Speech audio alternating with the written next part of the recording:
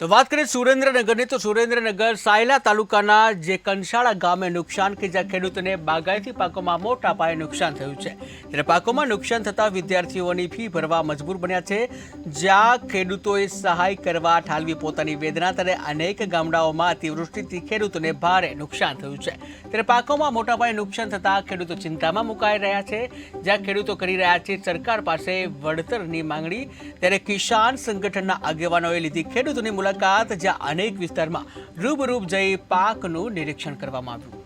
અમે 100 વીઘાની ટમેટીને હરગવો વાયો તો પણ એવો વરસાદ થયો તે કાંઈ થયું નથી।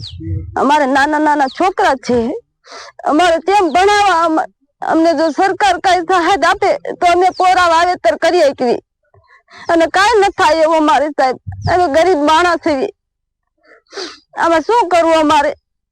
અમારા છોકરાને કેમ ખવડાવી, શું કરવી? આ મેં ટમેટી અને સરગવાનો પાક વાયો તો 3 વીઘામાં મારે સરગવો હોય છે, 3 વીઘામાં ટમેટી હોય છે, બધો પાક હાવ નિષ્ફળ ગયો છે વરસાદના કારણે।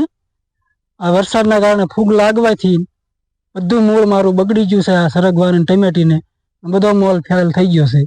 બહુ જ આમાં ખર્ચો કર્યો મેં, આમાં જો અમને સરકાર ખર્ચો આપે તો અમારે કંઈક આમાં મહેનત ધંધાના બધા મળી રહે અમને, બાકી જો બધું અમારો પાક આવો થઈ ગયો છે।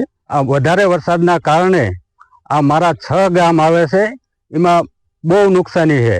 જો આના માટે કોઈ સરકાર જો આ નુકસાનીનું વળતર આપે તો બહુ સારું છે, ને કંઈક ખેડૂત મરી ગયા છે વરસાદથી, એટલે આનું વળતર સરકાર આપે તો વધારે સારું। અંદાજિત કેટલા ગામની અંદર નુકસાની હશે અને કેટલી નુકસાની હશે? અમારા